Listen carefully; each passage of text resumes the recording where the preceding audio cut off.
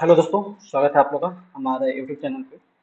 और जैसा कि मैंने आप लोगों से प्रॉमिस किया था कि जनरल इंजीनियरिंग के टॉपिक को मैं अपने एंड से जितना पॉसिबल होता है वो पढ़ाने का कोशिश करूँगा यूट्यूब पे ही। तो उसी कड़ी में आज हम लोग के फर्स्ट वीडियो मैं अपना यहाँ पे अपलोड कर रहा हूँ इलास्टिसिटी से रिगार्डिंग। तो इस वीडियो को देखने से पहले कुछ मेरी कमजोरियाँ है वो आप पहले से जान लेंगे। तो आपके लिए बेटर है और उसके बाद ही आप डिसाइड कीजिए ये वीडियो आपको देखनी है या नहीं देखनी है, या फिर देखने के बाद उसी के अकॉर्डिंग आप चीज़ों को समझेंगे या फिर जज करेंगे तो आपके लिए भी बेटर रहेगा और मेरे लिए भी बेटर रहेगा। मेरी कमजोरी फर्स्ट तो ये है कि मेरा राइटिंग काफ़ी ही भद्दा है।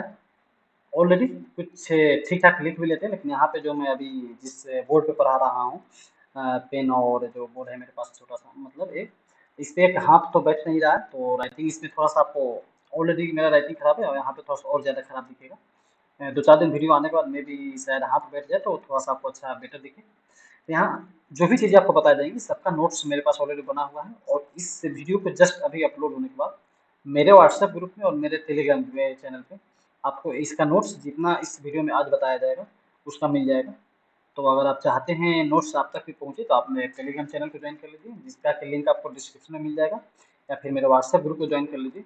व्हाट्सएप ग्रुप को ज्वाइन करने का दो तरीका है आपके पास। मेरे यूट्यूब पे चैनल के पोस्ट पे आप जाकर देखेंगे तो वहाँ क्यूआर कोड मिलेगा, वहाँ से डायरेक्ट स्कैन करके आप रिक्वेस्ट ज्वाइन की रिगार्डिंग कर सकते हैं।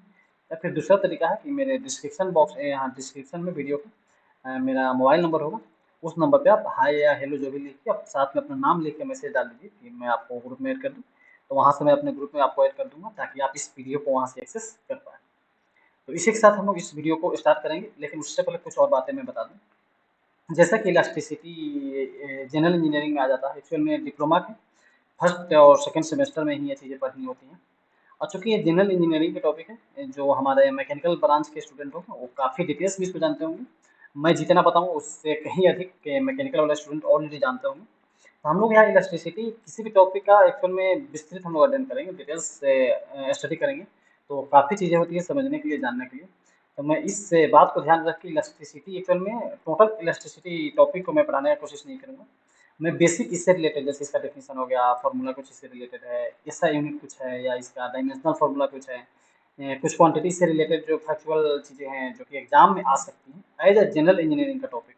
मैकेनिकल वाले का मैं फिर से बोलूँ कि इसको बहुत भी डिटेल्स में पढ़ना है तो उतना हम लोग नहीं पढ़ेंगे। इसका बेसिक चीज़ पढ़ेंगे ताकि इलेक्ट्रिकल वाले स्टूडेंट जो भी इस वीडियो को देख रहे हैं उनके एग्जाम में अगर इससे रिलेटेड कोई क्वेश्चन आता है तो उनका क्वेश्चन बन जाए। मेरा मानना है अगर 10 क्वेश्चन आता है उसमें से 8-9 क्वेश्चन भी आप जनरल इंजीनियरिंग के हिसाब से 8 क्वेश्चन भी बना ले रहे हैं तो आपके लिए काफ़ी बेटर रहेगा। इसी के साथ हम लोग इस वीडियो को स्टार्ट करते हैं। जैसा कि आपको हेडिंग दिख रहा होगा, इलास्टिसिटी पढ़ेंगे। लेकिन इलास्टिसिटी टॉपिक स्टार्ट करने से पहले हम लोग को थोड़ा सा दूसरा चीज़ पढ़ना होगा। वो क्या पढ़ना होगा, तो यहाँ पे आपको हेडिंग दिख रहा होगा। हमको सबसे पहले समझना है सॉलिड और रिजिड बॉडी क्या होता है। तो कोई भी हमारे आसपास जो भी चीज़ें हमको दिखाई दे रही है, जो भी वस्तुएं दिखाई दे रही हैं, जो भी ऑब्जेक्ट दिखाई दे रही है, उसका अगर एक फिक्स्ड शेप और वॉल्यूम है तो वैसे ऑब्जेक्ट को ही, वैसे बॉडी को ही हम क्या कहेंगे, सॉलिड या रिजिड बॉडी कहते हैं। तो ये बात समझ में आया, उम्मीद है कि आपको सॉलिड बॉडी क्या होता है। कोई भी वस्तु, कोई भी ऑब्जेक्ट जिसका एक फिक्स शेप हो और वॉल्यूम हो उसको हम लोग क्या कहेंगे, सॉलिड बॉडी या रिजिड बॉडी कहेंगे। अब कोई भी सॉलिड या रिजिड बॉडी है, जैसे हम लोग एग्जाम्पल यहाँ पे लेते हैं, कोई एक मेरे पास जैसा कि मैंने पहले बताया राइटिंग का थोड़ा प्रॉब्लम है तो उसको आप हैंडल कर लीजिएगा। जैसे मानते हैं यहाँ पे मेरे पास कोई एक ऑब्जेक्ट है, मानते हैं एक ईंट है हमारे पास।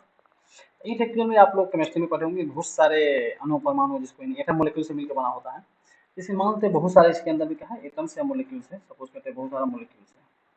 तो एक्चुअल में क्या होता है, यूजुअली जब कहीं रखा रहेगा, ईंट रहेगा या कोई भी वस्तु रखा रहेगा तो उसका फिक्स शेप होता है जब तक हम लोग बाहर से कुछ उस पर दबाव नहीं डाले, फोर्स नहीं अप्लाई करें। एक्चुअल में होता क्या, इसके अंदर जितने भी मोलिक्यूल्स हैं उस सभी में एक दूसरे के द्वारा खुद पे फोर्स लगाया जाता है, एट्रैक्शन फोर्स लगाया जाता है। एक मोलिक्यूल के द्वारा दूसरे मोलिक्यूल पे जो फोर्स लगाया जाता है किसी एक रिजिड बॉडी के अंतर्गत, उसी के अंदर में, इस फोर्स को हम लोग क्या कहते हैं, इंटर मोलिक्यूलर फोर्स कहते हैं। इंटर मोलिक्यूलर फोर्स, इंटर मतलब एक बॉडी के अंदर ही है, अब मोलिकुलर मतलब एक दूसरे मोलिक्यूल के द्वारा एक ही रिजिड बॉडी में जो फोर्स, एट्रैक्शन फोर्स अप्लाई किया जाता है। ये भी एग्जाम में पूछा जा सकता है, inter molecular force attraction nature का होता है या रिपल्सन नेचर का होता है। तो ये आपको आनी चाहिए, इसका आंसर एट्रैक्शन नेचर का होता है। एक दूसरे मोलिक्यूल पे जो फोर्स अप्लाई लगाया जाता है इंटरनली, उसको हम क्या कहते हैं, इंटर मोलिकुलर फोर्स। इसका नेचर क्या होता है, तो ये चीज़ें आपको आनी चाहिए। एट्रैक्शन नेचर होता है।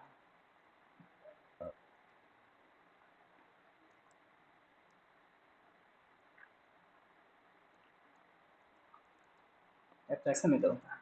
सॉलिड और रिजिड बॉडी क्या होता है, इंटरमोलिकुलर फोर्स क्या होता है, ये चीज़ें समझ में आया। और इंटरमोलिकुलर जो फोर्स होती है वो एट्रैक्शन टाइप की होती है। यहाँ तक जो हम लोग समझे ये काफ़ी आसान है, ये चीज़ें आपको उम्मीद है अच्छे से समझ में आया होगा। अब इसके आगे हम लोग बढ़ते हैं। नेक्स्ट मैंने यहाँ पे लिखा हुआ है इंटरमोलिकुलर फोर्स। मैं टॉपिक का नाम लिख कर आया हूँ ताकि चीज़ें समझाने में बेटर हो और मेरे दिमाग से कोई ऐसा टॉपिक निकल ना जाए कि उसको एक्सप्लेन कैसे करना है। नेक्स्ट यहाँ पे एक इक्विलिब्रियम कंडीशन है। तो जैसे मैंने एग्जांपल अभी लिया था, यहाँ पे ईंट का एग्जांपल लिया था। इक्विलिब्रियम कंडीशन मतलब क्या है, जैसे कहीं रखा हुआ है, इस समय जो भी इंटरमोलिकुलर फोर्स होता है, यहाँ पे जितने मोलिक्यूल्स हैं ये सभी इक्विलिब्रियम पोजीशन में है। और इस समय जो इंटरमोलिकुलर फोर्स का वैल्यू होता है, इसका वैल्यू जो होता है मैक्सिमम होता है, ये ध्यान रखें। ये भी क्वेश्चन आ सकता है। तो कोई ऑब्जेक्ट कहीं रखा हुआ है, अपने पोजीशन में बना हुआ है, तो उस समय जितने भी मोलिक्यूल्स होते हैं वो सभी इक्विलिब्रियम पोजीशन में होते हैं।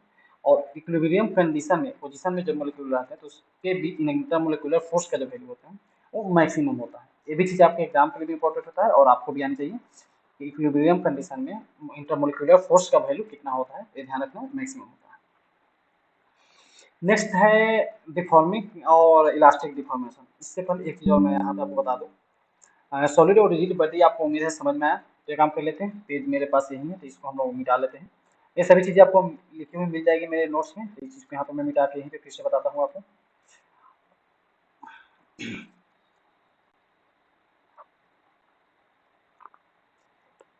हाँ देखिए, सॉलिड या रिजिड बॉडी है, इसको हम लोग क्या करते हैं, दो टाइप्स में डिवाइड करते हैं। आप बोलो तो इलास्टिसिटी चैप्टर जब हम पढ़ेंगे तो यहाँ पेपर में इसको हम लोग दो टाइप्स में डिवाइड कर सकते हैं। एक जो होता है इसको हम लोग कह सकते हैं, चलिए इलास्टिक बॉडी कह लेते हैं, इलास्टिक बॉडी। और दूसरा जो है उसको हम लोग कह सकते हैं प्लास्टिक बॉडी, प्लास्टिक बॉडी। यानी सॉलिड और रिजिड बॉडी जितने भी ये होते हैं उसको हम लोग दो कैटेगरी में डिवाइड कर सकते हैं, कैटेगराइजेशन कर सकते हैं। एक कैटेगरी को हम लोग क्या कहेंगे, इलास्टिक बॉडी, और दूसरा हो जाता है प्लास्टिक बॉडी।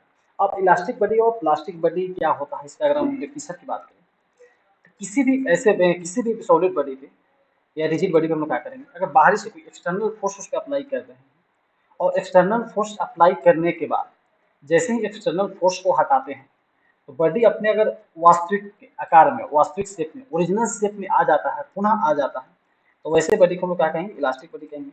लेकिन दूसरा कंडीशन ये हो सकता है, जब किसी रिजिड बॉडी पे हम लोग फोर्स बाहर से अप्लाई कर रहे हैं और उसके बाद जो फोर्स अप्लाई किया उसको छोड़ रहे हैं, उसको हटा रहे हैं, उस फोर्स को रिमूव कर रहे हैं, फिर भी उसका शेप जो है अपने ओरिजिनल शेप में नहीं आ रहा है, ऐसे बॉडी को हम लोग क्या कहेंगे, प्लास्टिक बॉडी कहेंगे। एग्जाम्पल की बात करें, जैसे रबर हो गया, क्वार्ट्ज हो गया, इन सब चीज़ों को एक बार आप कंप्रेस करेंगे, उस पर फोर्स अप्लाई करेंगे तो शेप उसका चेंज हो जाएगा। लेकिन जैसे ही हम लोग वहाँ से फोर्स हटाएंगे, दबाव वहाँ से हटाएंगे, तो ओरिजिनल शेप जैसा रहता है स्टार्टिंग में वैसे कंडीशन में आ जाएगा। इसका मतलब ये सब जो एग्जाम्पल है वो क्या हो जाएगा, इलास्टिक बॉडी का एग्जाम्पल हो जाएगा। और जैसे हम लोग प्लास्टिक का ही एग्जाम्पल सिंपल ले लेते हैं। प्लास्टिक में क्या होता है कि एक बार प्लास्टिक को हम लोग फोर्स लगा के उसको दबाएंगे, कंप्रेस करेंगे, तो फिर से हम लोग अगर फोर्स हटाते हैं तो अपने ओरिजिनल शेप में नहीं आता है। इस कारण से ये किसका एग्जाम्पल हो जाएगा, प्लास्टिक बॉडी का एग्जाम्पल हो जाएगा। यानी सॉलिड बॉडी समझ में आ गया, सॉलिड या रिजिड बॉडी मतलब सेम हुआ। ये दो टाइप की हो सकते हैं, इलास्टिक बॉडी हो सकती है और प्लास्टिक बॉडी हो सकती है। इलास्टिक बॉडी का मतलब समझ में आएगा, अगर किसी बॉडी पे बाहर से फोर्स अप्लाई कर रहे हैं, उस फोर्स को जैसे ही रिमूव कर रहे हैं तो बॉडी भी अपना ओरिजिनल शेप में आ जा रहा है, तो ऐसे बॉडी को हम लोग क्या कहेंगे, इलास्टिक बॉडी कहेंगे। और अगर हम बाहर से फोर्स अप्लाई करें, शेप चेंज हो गया, लेकिन जैसे ही फोर्स रिमूव करेंगे शेप चेंज के चेंज ही रह जाएगा, अपने ओरिजिनल शेप में रिगेन नहीं करता है, वापस नहीं आता है, ऐसे बॉडी को हम लोग क्या कहते हैं, प्लास्टिक बॉडी कहते हैं। ये उम्मीद है आपको इलास्टिक बॉडी और प्लास्टिक बॉडी समझ में आया। नेक्स्ट अगर हम लोग बढ़ते हैं, हालांकि इलास्टिसिटी यहीं पे समझ लीजिए। अब यहाँ पे इलास्टिक बॉडी समझ में आएगा तो एक होता है इलास्टिसिटी। इलास्टिसिटी इलास्टिसिटी इलास्टिसिटी क्या है, यही जो प्रोसेस हो रहा है, इसी प्रोसेस को हम लोग क्या कहते हैं, इलास्टिसिटी कहते हैं। कौन सा प्रोसेस, जैसे हम लोग बाहर से कोई फोर्स अप्लाई किए, बॉडी जो भी कोई बॉडी रहेगा उसका शेप चेंज हो जाएगा, जैसे ही जो फोर्स बाहर से एक्सटर्नल फोर्स अप्लाई किए उसको हटाते हैं, ओरिजिनल शेप में आ जाएगा। ये जो प्रोसेस हो रहा है, ओरिजिनल वापस अपने शेप को जो गेन कर रहा है, इसी प्रोसेस को हम लोग क्या कहते हैं, तो इलास्टिसिटी कहते हैं। और इसका डेफिनेशन आगे हम लोग और डिटेल्स में समझेंगे। आगे बढ़ते हैं हम लोग इंटरमोलिकुलर फोर्स समझ के, डिफॉर्मिंग फोर्स क्या होता है। अब यहाँ पे हम लोग डिफॉर्मिंग फोर्स समझते हैं। जैसे अभी अभी हम लोग एग्जाम्पल में समझे थे, किसी बॉडी पे बाहर से एक्सटर्नल फोर्स अप्लाई करते हैं तो क्या होता है, उसका शेप चेंज हो जाएगा। तो जो एक्सटर्नल फोर्स अप्लाई करते हैं जिसके कारण से उसका बॉडी का स्ट्रक्चर चेंज हो जाता है, शेप चेंज हो जाता है, तो एक्सटर्नल फोर्स को ही हम लोग क्या कहते हैं, तो डिफॉर्मिंग फोर्स कहते हैं, ध्यान रखेंगे। ये इंटरमोलिकुलर फोर्स क्या था, एट्रैक्शन नेचर का। एक डिफॉर्मिंग फोर्स की बात करें तो ये क्या होता है, एक्सटर्नल फोर्स होता है, एक्सटर्नल फोर्स। ये चीजें समझ में, यानी जो हम लोग बाहर से किसी बॉडी पे फोर्स अप्लाई करेंगे उस फोर्स को ही हम लोग डिफॉर्मिंग फोर्स कहेंगे। यानी जो भी एक्सटर्नल फोर्स रहेगा बाहर से किसी बॉडी पे अप्लाई करेंगे, that force is called external force. अब इलास्टिक डिफॉर्मेशन क्या है, यहाँ पे एक और टर्म दिख रहा होगा आपको, इलास्टिक डिफॉर्मेशन। अब जैसे ही एक्सटर्नल फोर्स अप्लाई किए बॉडी का शेप चेंज हो जाएगा। अगर वो बॉडी इलास्टिक बॉडी है तो क्या होगा, जैसे ही फोर्स को रिमूव करेंगे तो क्या होता है, अपने ओरिजिनल शेप में आ जाएगा। तो जो अपने ओरिजिनल शेप में आ जा रहा है कोई object after removing the deforming force और एक्सटर्नल फोर्स, इस प्रोसेस को जो ओरिजिनल शेप को रिगेन कर रहा है, इसी को हम लोग क्या कहते हैं, इलास्टिक डिफॉर्मेशन। तो डिफॉर्मिंग फोर्स क्या होता है समझ में, एक्सटर्नल फोर्स जो अप्लाई करते हैं उसको हम लोग डिफॉर्मिंग फोर्स कहते हैं।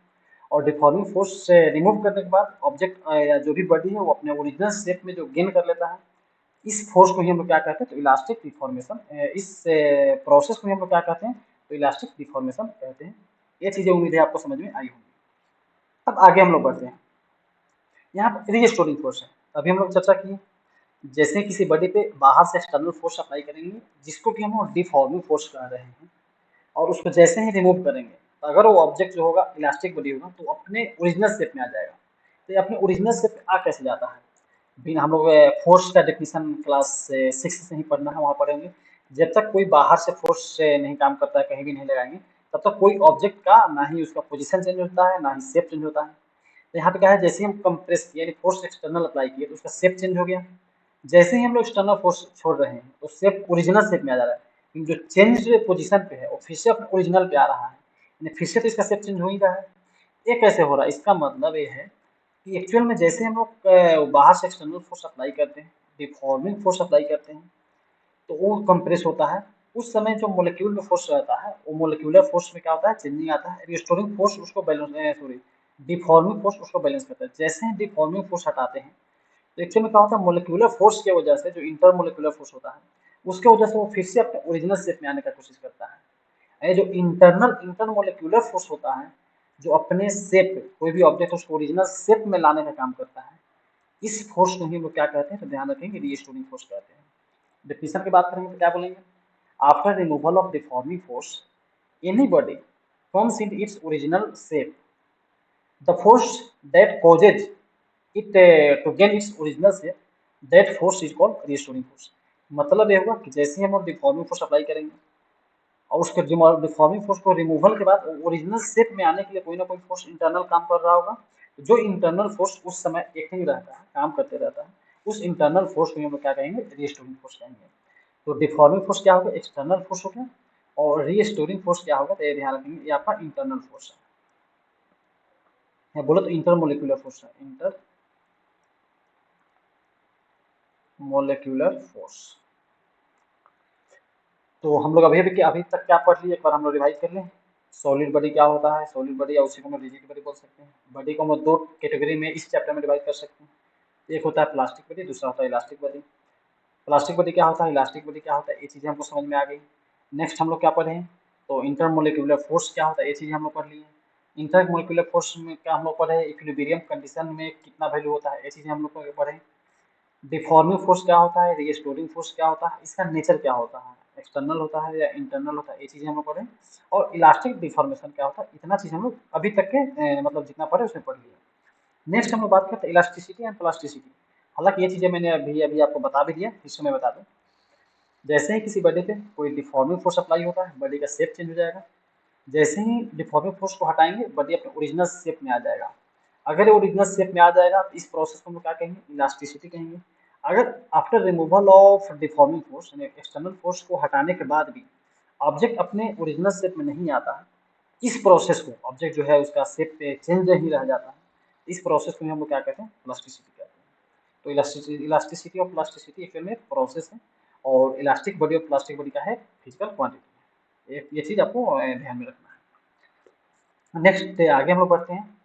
अब आता है स्ट्रेस, जो कि आपके सिलेबस में मतलब टॉप टर्म वाइज मेंशन है स्ट्रेस, और यहाँ पे इससे रिलेटेड कुछ टाइप्स भी हम लोग पढ़ेंगे, हालांकि काफ़ी टाइप्स होते हैं, डिटेल्स में मैकेनिकल वाले पढ़ते हैं, लेकिन हम लोगों के लिए उतना ज़रूरत नहीं है। इसका जो बेसिक टाइप्स है उसी को हम लोग इस वीडियो में कवर करेंगे। स्ट्रेस क्या होता है, अभी अभी जो हम लोग क्या पढ़े थे, एक हम लोग पढ़े रीस्टोरिंग फोर्स। रीस्टोरिंग फोर्स, ये रीस्टोरिंग फोर्स है जो पर यूनिट एरिया, पर यूनिट एरिया, ये जो रीस्टोरिंग फोर्स है पर यूनिट एरिया पे कितना रीस्टोरिंग फोर्स लगता है, इसी चीज को हम लोग क्या कहते हैं, इसी चीज को हम लोग कहते हैं स्ट्रेस।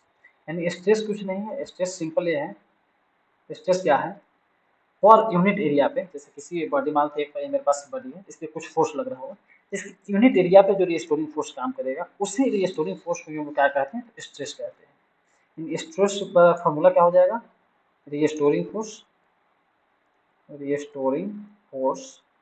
क्या इस फॉर्मूला को देख के आपको कुछ चीज़ें याद आ रही है क्या, 9th 10th की?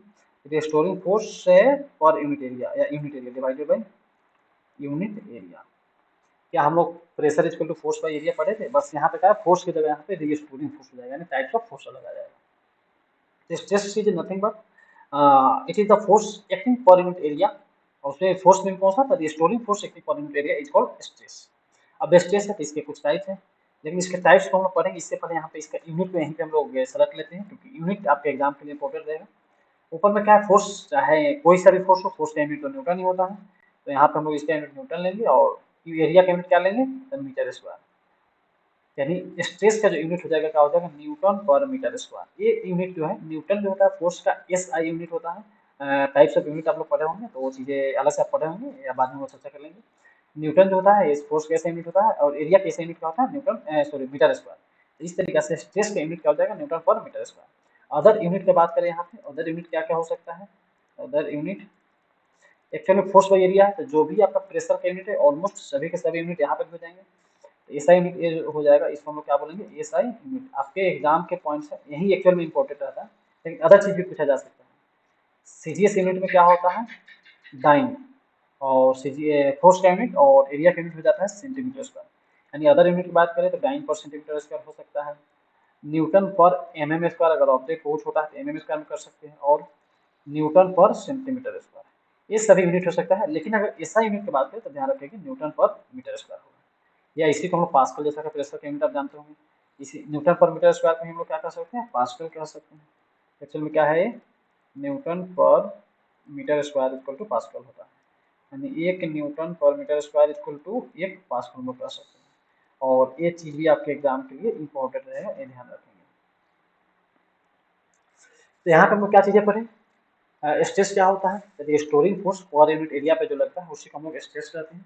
और स्ट्रेस का फॉर्मूला यहाँ से हम लोग निकाल सकते हैं, रिस्टोरिंग फोर्स पर इक्वल डिवाइडेड बाई पर यूनिट एरिया। और इसका यूनिट का बात करें तो ऊपर में फोर्स है, तो फोर्स का यूनिट रखेंगे, न्यूटन होता है या डाइन होता है। और नीचे एरिया है, तो एरिया की ऐसा यूनिट की बात करें तो मीटर स्क्वायर या सेंटीमीटर स्क्वायर, जो भी चीज़ें हो यहाँ पे लिख सकते हैं। ऑब्जेक्ट छोटा होगा तो स्क्वायर में भी लिख सकते हैं, सेंटीमीटर स्क्वायर में लिख सकते हैं।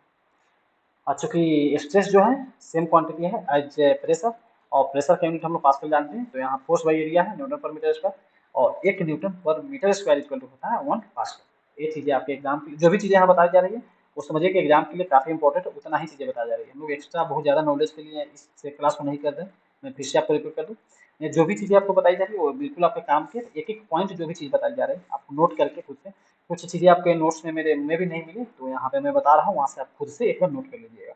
राइटिंग तो ऐसा नहीं है कि आप इसी को पढ़ें, लेकिन आप खुद से चीज़ें सुन के आप क्या करेंगे, खुद का एक नोट्स बना लीजिएगा इस टॉपिक का, तो आपके लिए बेनिफिशियल हो जाएगा।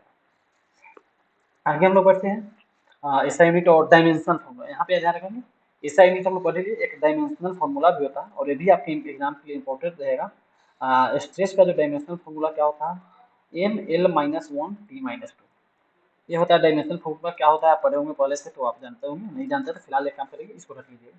हालांकि जो भी समझते हैं उनको इसका निकालने का भी तरीका बता दूं, एक्चुअली मुझे भी ये चीज़ें याद नहीं करता हूँ, क्योंकि ये चीज़ें निकालने का तरीका है, तो आप एग्जाम में 1 मिनट के अंदर में क्या करेंगे, निकाल सकते हैं। हम लोग फॉर्मूला क्या पढ़े, न्यूटन पर मीटर स्क्वायर इसका यूनिट हो गया। न्यूटन का मतलब क्या होता है, फोर्स इक्वल हम लोग जानते हैं, फोर्स इक्वल टू जानते हैं हम लोग, एफ इक्वल टू क्या होता है, mass into acceleration. Area equal to क्या होता है, साइड स्क्वायर हम लोग कर सकते हैं, मतलब लेंथ के स्क्वायर, सिंपल समझिए। अब यहाँ पे क्या होता है, मास की जगह तो मास लगाने देते, एक्सेलरेशन क्या होता है तो हम लोग जानते हैं, final velocity minus initial velocity divided by time. अब यहाँ पे क्या है, वेलोसिटी हो गया, एम इंटू रखते हैं, वेलोसिटी को हम लोग जानते हैं डिस्टेंस बाई टाइम, ये भी इनिशियल वेलोसिटी मतलब डिस्टेंस बाई टाइम। कुल मिला के यहाँ पे अब D by T divided by यहाँ पे ऑलरेडी क्या है टी है। अब यहाँ ये एक चीज ध्यान रखें, यहाँ पर डी बाई टी यूनिट है, ये नहीं तो इस दोनों को माइनस कर दिए कट गया और जीरो, ऐसा नहीं है। यूनिट कहने का मतलब 10 से रुपया में से 5 रुपया घटाएंगे, रुपया रुपया है ना, तो क्या हो जाएगा 10 में से 5 के 5 रुपया बच जाएगा। उसी तरह यहाँ बात करें वेलोसिटी, फाइनल वेलोसिटी मानते 20 मीटर पर सेकेंड स्क्वायर है, पर सेकेंड है, और यहाँ पे 10 मीटर पर सेकेंड, तो घटाएंगे तो 20 में से 10 जाएगा क्या होगा 10 मीटर पर सेकेंड। यानी इसको सॉल्व करेंगे, इसकी यूनिट की बात करें तो जो फाइनल यूनिट आएगा क्या आएगा, मास का तो ये रह जाएगा, और वेलोसिटी का क्या हो जाएगा डी बाई टी। ऑलरेडी मेरे पास एक टी है तो नीचे क्या हो जाएगा टी स्क्वायर। अब मास को क्या होता है, लेंथ का यूनिट, सॉरी मास के लिए केजी यूज करते हैं, डी मतलब लेंथ, लेंथ के लिए हम लोग एल सॉरी मीटर यूज करते हैं, और टी का मतलब टाइम, टाइम के लिए क्या यूज करेंगे सेकेंड स्क्वायर। ये क्या हो जाएगा केजी पर मीटर स्क्वायर, ये किसका यूनिट हो जाएगा फोर्स का, और नीचे ऑलरेडी क्या है एरिया, एरिया के लिए अगर यहाँ पे हम बात करें न्यूटन पर मीटर स्क्वायर, ऊपर क्या हो जाएगा केजी मीटर सेकेंड स्क्वायर, और नीचे ऑलरेडी क्या हो जाएगा मीटर स्क्वायर। 1 मीटर से 1 मीटर कट जाएगा तो बचेगा क्या पे यूनिट केजी, ऊपर बच जाएगा, और नीचे क्या बच जाएगा सेकेंड स्क्वायर इंटू मीटर। ये हो गया आपका यूनिट में, यानी जो आपका बात करें यहाँ पे हम लोग क्या देख रहे थे स्ट्रेस का यूनिट, स्ट्रेस का यूनिट, ये ध्यान रखेंगे एपी आपका यूनिट नहीं आ जाएगा, स्ट्रेस का यूनिट क्या आप और लिख सकते हैं हम लोग केजी पर मीटर सेकेंड स्क्वायर। यानी अगर ये भी ऑप्शन में आपको 4 ऑप्शन आ जाए इसमें से कौन सा स्ट्रेस का यूनिट है या नहीं है, तो ये ध्यान रखेंगे। इस तरीके से आपको कैलकुलेट करने आना चाहिए, ये यूनिट जो है हम लोग कैलकुलेट करके निकालें, ये यूनिट भी किसका यूनिट है तो स्ट्रेस का यूनिट है। इसी को जब डायमेंशनल फॉर्मूला में लिखते हैं तो क्या होता है, केजी मास का है तो मास के लिए हम लोग डायमेंशनल फॉर्मूला क्या लिखते हैं एम लिखते हैं, और नीचे सेकेंड स्क्वायर है, सेकेंड मतलब टाइम, और टाइम के लिए टी लिखते हैं, स्क्वायर पे क्या लिखेंगे स्क्वायर, एम मतलब मीटर, मीटर किसका यूनिट होता है लेंथ का होता है, तो लेंथ के लिए हम लोग क्या लिखते हैं एम लिखते हैं।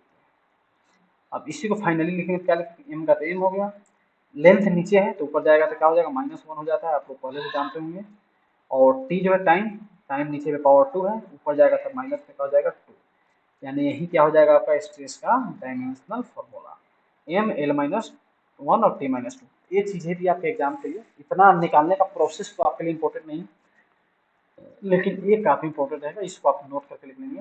डायमेंशनल फॉर्मूला स्ट्रेस का क्या हो जाएगा M L minus 1 T minus 2।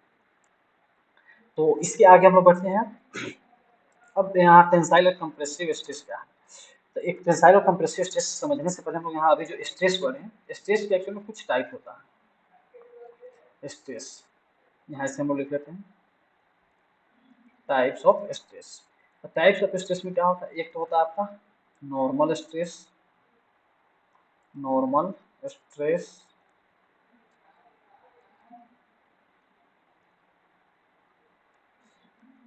दूसरा होता है आपका बल्क स्ट्रेस,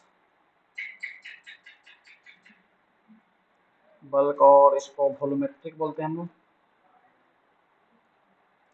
और इसको हम लोग एक और बोल सकते हैं फ्लूइड या हाइड्रोलिक बोल देते हैं, हाइड्रोलिक, हाइड्रोलिक स्ट्रेस। और तीसरा पॉइंट पे नहीं चाहिए, किसी को फर्स्ट पे किसी को सेकंड पे लिख सकते हैं, इससे कोई दिक्कत नहीं। और थर्ड की बात करें तो हम लोग यहाँ पे लिख सकते हैं टेंजेंशियल और शेयर स्ट्रेस, टेंजेंशियल और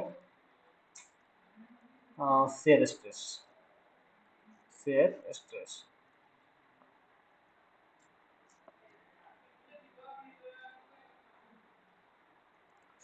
तीन टाइप्स के मेनली जो होता है स्ट्रेस, काफ़ी टाइप्स के होते हैं जैसे कि मैंने बताया, लेकिन आपके लिए जो इम्पोर्टेंट है ये 3 टाइप्स का आपको पढ़ना है, आपके लिए इतना पढ़ लेंगे आपका काम चल जाएगा। एक नॉर्मल स्ट्रेस होता है, दूसरा हम लोग बोल सकते हैं टेंजेंशियल या शेयर स्ट्रेस, और तीसरा आपको बल्क या वॉल्यूमेट्रिक और हाइड्रोलिक स्ट्रेस।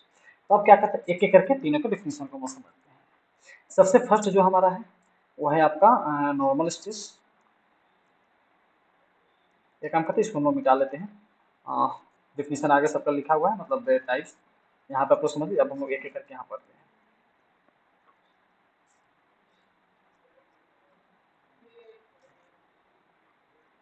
सबसे फर्स्ट हम लोग क्या देखते हैं, नॉर्मल स्ट्रेस। नॉर्मल स्ट्रेस, अब नॉर्मल स्ट्रेस क्या है, तो नॉर्मल से चीजें समझ में आ रही है। किसी भी बॉडी पे परपेंडिकुलर जो अगर कोई फोर्स लग रहा है पर यूनिट एरिया पे, वैसे स्ट्रेस को हम लोग क्या कहेंगे, नॉर्मल स्ट्रेस। यानी फोर्स पर यूनिट एरिया को हम लोग क्या बोले, रिस्टोरिंग फोर्स पर यूनिट एरिया को हम लोग स्ट्रेस नाम देंगे। तो वही रिस्टोरिंग फोर्स पर यूनिट एरिया जो हम लोग निकाल रहे हैं, वो अगर परपेंडिकुलर किसी बॉडी पे लग रहा है, उस रिस्टोरिंग फोर्स पर यूनिट एरिया को हम लोग क्या कहेंगे, नॉर्मल स्ट्रेस कहेंगे। ध्यान रखें। अब नॉर्मल स्ट्रेस जो था, इसको भी दो भाग में, टू टाइप्स में बांटा गया है। एक में क्या होता है, तो ऊपर आपको हेडिंग भी दिख रहा होगा, टेंसाइल स्ट्रेस, टेंसाइल स्ट्रेस। और दूसरा में क्या हो जाएगा, compressive stress, compressive stress. Normal stress क्या हुआ, समझ में आया। किसी भी बॉडी पे लगने वाला परपेंडिकुलर फोर्स पर यूनिट एरिया पे जो होता है, उसको हम लोग कहेंगे normal stress. Normal stress two types का होता है, टेंसाइल स्ट्रेस और कंप्रेसिव स्ट्रेस। अब टेंसाइल स्ट्रेस क्या होता है, कंप्रेसिव स्ट्रेस क्या होता है, इसको हम लोग एक एक करके समझते हैं। जैसे एक मेरे पास सपोज करते हैं बॉडी है, सर्कुलर बॉडी है, या बोल सकते हैं सिलिंड्रिकल बॉडी है। अब इसके दो इक्वल और अपोजिट फोर्स इस तरीका से लगे, इसके लेंथ को इंक्रीज कर दिया जा सके। एक फोर्स अगर इधर खींचे इसको और दूसरा फोर्स इधर खींचे, दोनों इक्वल, मतलब यहाँ पे एग्जांपल लेते हैं। जैसे एक सपोज करते हैं हमारे पास कोई बॉडी है। अब इसमें क्या हो रहा है कि एक फोर्स इधर काम कर रहा है, एक फोर्स इधर काम कर रहा है, यानी दो इक्वल एंड अपोजिट। मान लीजिए इसका वैल्यू अगर 10 न्यूटन है और इसका भी वैल्यू क्या है, 10 न्यूटन। दो इक्वल एंड अपोजिट फोर्स इसके क्रॉस सेक्शनल एरिया पे जब काम करेगा, इस तरीका से इस पे नॉर्मल स्ट्रेस, वैसा नॉर्मल स्ट्रेस जो इस बॉडी के लेंथ को क्या करे, इंक्रीज करे, लेंथ को इंक्रीज कर रहा है, तो वैसे स्ट्रेस को ही हम लोग क्या कहेंगे, टेंसाइल स्ट्रेस कहेंगे। डेफिनेशन को फिर से ध्यान से समझेंगे। जब किसी बॉडी पे दो इक्वल एंड अपोजिट फोर्स इस तरीके से काम करें, उसके लेंथ को इंक्रीज किया जा सके, वो परपेंडिकुलर। जब किसी बॉडी पे दो perpendicular equal and opposite direction में फोर्स इस तरीके से काम करे कि उस बॉडी के लेंथ को इंक्रीज किया, बॉडी का लेंथ इंक्रीज हो जाए, तो पर यूनिट एरिया पे जो लगने वाला नॉर्मल फोर्स होगा, उस फोर्स को हम लोग क्या कहेंगे, टेंसाइल स्ट्रेस कहेंगे। उम्मीद है ये चीज़ आपको समझ में आई। और इस चीज़ में कंफ्यूज नहीं होना है कि आपसे अगर पूछ दिया जाए unit of SI, unit of tensile stress, या SI unit of compressive stress, या SI unit of normal stress, या volumetric stress. Stress means stress, कोई सा भी स्ट्रेस हो, उसका यूनिट होगा, सेम होगा, न्यूटन पर मीटर स्क्वायर। कोई सा भी, जैसे आपसे कंफ्यूजन के लिए पूछ दिया जाएगा फोर्स का यूनिट, आप लोग जानते हैं Newton. Unit of restoring force, confuse बिल्कुल नहीं होता। फोर्स, फोर्स मींस उसका यूनिट होगा, न्यूटन ही होगा। इस तरीके से यहाँ पे समझना है।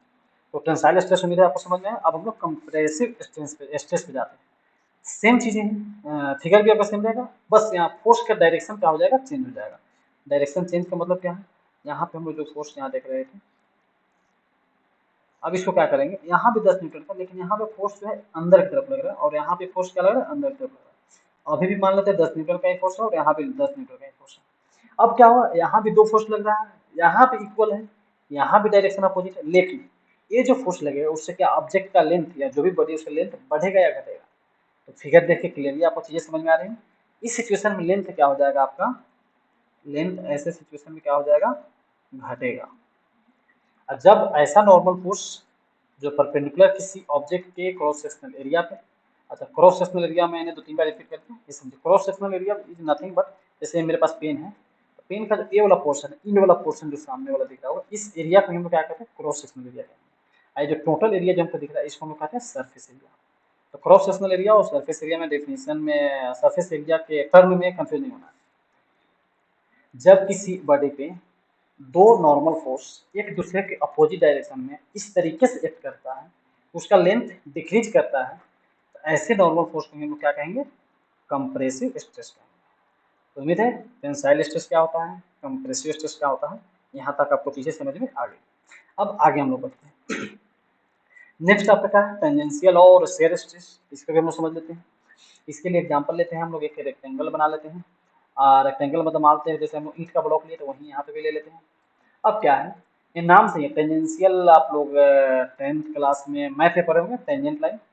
किसी ऑब्जेक्ट को छू के जो लाइन गुजरता है उस लाइन को हम लोग क्या कहते हैं, टेंजेंट कहते हैं। वहाँ पे सर्कल को हम पढ़े थे, सर्कल को छू के जो लाइन गुजर जाए, कट नहीं करे, उस लाइन को हम लोग टेंजेंट लाइन बोलते हैं। सेम चीज़ है यहाँ पे भी वही है। दो फोर्स जब इस तरीके से काम करे एक दूसरे के अपोजिट डायरेक्शन में, जैसे यहाँ पे एक फोर्स यहाँ पे लग रहा है 10 न्यूटन का, और एक फोर्स यहाँ पे लग रहा है 10 न्यूटन का।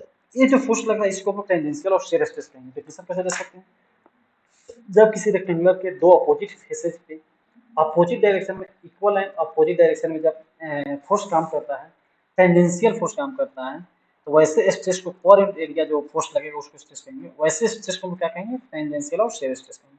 फिर से समझिए, जब किसी बॉडी पे टेंजेंशियल फोर्स दो टेंजेंशियल फोर्स एक दूसरे के अपोजिट डायरेक्शन में और इक्वल मैग्नीट्यूड का इस तरीके से काम करे, सॉरी, जब किसी बॉडी पे दो इक्वल मैग्नीट्यूड का अपोजिट फोर्स काम करे और उसके शेप में चेंज नहीं करे, और वो बॉडी पे टेंजेंशियल डायरेक्शन में अगर फोर्स अप्लाई हो रहा है, ऐसे स्ट्रेस को हम क्या कहेंगे, टेंजेंशियल स्ट्रेस और शेयर स्ट्रेस कहेंगे। और यहाँ पे जो फोर्स अप्लाई होता है उस फोर्स को हम क्या कहेंगे, टेंजेंशियल फोर्स कहेंगे या फिर शेयर फोर्स कहेंगे। डेफिनेशन सेम होगा। अगर बात करें इसका फॉर्मूला भी सेम ही होगा, हम लोग रिस्टोरिंग फोर्स पर यूनिट एरिया पढ़े थे, यहाँ भी चीजें सेम है, बस यहाँ पे रिस्टोरिंग फोर्स का नाम बदल जाएगा। यहाँ पे जो रिस्टोरिंग फोर्स होगा कौन सा हो जाएगा, तो यहाँ हो जाएगा शेयर फोर्स। शेयर फोर्स या इसी को टेंजेंशियल फोर्स कह सकते हैं। टेंजेंशियल फोर्स पर यूनिट एरिया, यूनिट एरिया हमेशा नीचे रहेगा, इसमें कंफ्यूज नहीं होना, यूनिट एरिया। तो मेरे यहाँ पे चीजें समझ में आई। अब नेक्स्ट हम लोग एक और बचा हुआ है उसको देख लेते हैं, बल्क स्ट्रेस और वॉल्यूमेट्रिक स्ट्रेस और हाइड्रोलिक स्ट्रेस। काफी आसान है ये भी, बस यहाँ पे एक टर्म समझ लेंगे आपको चीजें समझ में आ जाए। हाइड्रोलिक मतलब समझते हैं, यहाँ पे लिक्विड की कुछ बात हो रहा है। तो जब किसी ऑब्जेक्ट को, जैसे यहाँ पे हम सेम किसी ऑब्जेक्ट को ले लेते हैं, किसी लिक्विड में या गैसेज में डालते हैं, तो मान लो यहाँ पे लिक्विड है या फिर गैस है कुछ भी, तो उसके अंदर में अगर किसी बॉडी को डालेंगे तो इस पे क्या कौन सा डायरेक्शन में फोर्स काम करेगा। यहाँ पे देख सकते हैं इसके चारों तरफ से ही फोर्स काम कर रहा है, और जब चारों तरफ से फोर्स काम कर रहा है तो इससे क्या होगा, कंप्रेस होगा, ऊपर से थोड़ा सा मान लो दब गया, नीचे से थोड़ा दब जाएगा, ओवरऑल क्या हो जाएगा, इसका दब के सिकुड़ के थोड़ा सा वॉल्यूम इसका घट जाएगा। तो जब किसी बॉडी को किसी लिक्विड में या गैसेज में डालते हैं तो सभी डायरेक्शन से उस पर क्या होता है, फोर्स अप्लाई होता है। और इस प्रकार जो फोर्स अप्लाई होता है पर यूनिट एरिया पे अगर उसको हम लोग निकालेंगे, उस फोर्स को या पर यूनिट एरिया पर लगने वाले फोर्स को हम क्या कहेंगे, तो बल्क स्ट्रेस या फिर वॉल्यूमेट्रिक स्ट्रेस या हाइड्रोलिक स्ट्रेस कहते हैं। उम्मीद है आज के वीडियो में जो भी चीज़ें बताई आपको अच्छा लगे, आपको चीज़ें समझ में आए अच्छी बात है, नहीं है वो भी आप कमेंट में करके बताइए, तो उसके अकॉर्डिंग आगे जो भी क्लास लेना है या नहीं लेना वो चीज़ें डिसाइड की जाएंगी। रहा बात इस वीडियो का, तो मैंने अभी जो भी चीज़ पढ़ाई है एक बार आपको मैंने नोट्स जो भी आपको प्रोवाइड करने वाला हूँ वहाँ से पढ़ के समझा देता हूँ। उस बार के बाद इस वीडियो को हम इन करेंगे और इसके आगे की जो चीज़ें हैं वो हम लोग कल की वीडियो में देखेंगे। आज हम लोग एक्चुअल में स्टार्ट कहाँ से किए, तो यहाँ से स्टार्ट किए, इलास्टिसिटी। जैसे देख सकते हैं यहाँ पे आपको डेफिनेशन क्लियरली दिख रहा होगा। द मैटर है, मैंने यहाँ पे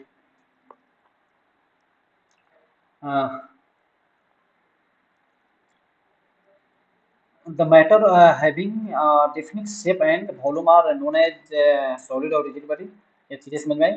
When an external force is on or load is applied on a body, its shape or size may be changed, and change हो भी सकता है नहीं भी हो सकता। If the body regains its original shape, कहाँ गया sorry, if the body regains its original shape or length on a removal of the applied force or load, the body is said to be elastic or elastic body. On the other hand there are some rigid body. मतलब वही कुल मिला के यहाँ पे मैं बता देता हूँ, जो भी चीज़ें आपको पढ़ाई गई है उन्हीं चीज़ों के यहाँ पे आपको नोट्स दिख जाएगा। इसको एक बार आप खुद से पढ़िए, फिर भी कोई कन्फ्यूजन होता है तो कमेंट के द्वारा पूछ लीजिए। और बाकी ये नोट्स कहाँ मिलेगा तो मैंने बता दिया है, मैंने अपने व्हाट्सएप ग्रुप में जस्ट वीडियो अपलोड होने के बाद आपको मिल जाएगा वहाँ से, तो वहाँ से लेके एक बार पढ़िए। इससे आज जैसे कि हम लोग थ्योरी देखें, कल के क्लास में भी थ्योरी देखेंगे। 2 दिन में उम्मीद है इलास्टिसिटी का थ्योरी कंप्लीट हो जाएगा। फिर अगले 3-4 2 क्लास में क्या करेंगे, 20-25 करके 50 क्वेश्चन इलास्टिसिटी से रिलेटेड रिविजन कर लेंगे और उम्मीद है इतना अगर हम लोग पढ़ लेंगे और इतना चीज़ें अगर आपके दिमाग में रहती हैं, तो आप एग्ज़ाम में इस चैप्टर से अगर क्वेश्चन आएगा, तो मैं तो ये नहीं कहूँगा कि 5 क्वेश्चन आएगा तो 5 के पास बना लेंगे, लेकिन 5 अगर क्वेश्चन आता है तो 3 या 4 इस जो भी नोट्स मैं पढ़ा रहा हूँ वहाँ से आपको देखने को मिल सकते हैं। तो ठीक है, इसी के साथ इस वीडियो को हम लोग समाप्त करते हैं। अपना फीडबैक देना नहीं भूलिएगा, क्योंकि मैंने काफ़ी दिनों बाद कोशिश किया है चीज़ों समझाने का। एक तो मेरा राइटिंग को लेकर थोड़ा-सा दिक्कत होगा आप लोगों को, जहाँ तक मुझे लग रहा है। फिर भी अपने तरफ से अपने इनसे फीडबैक एक बार देने का कोशिश ज़रूर कीजिएगा। Thank you.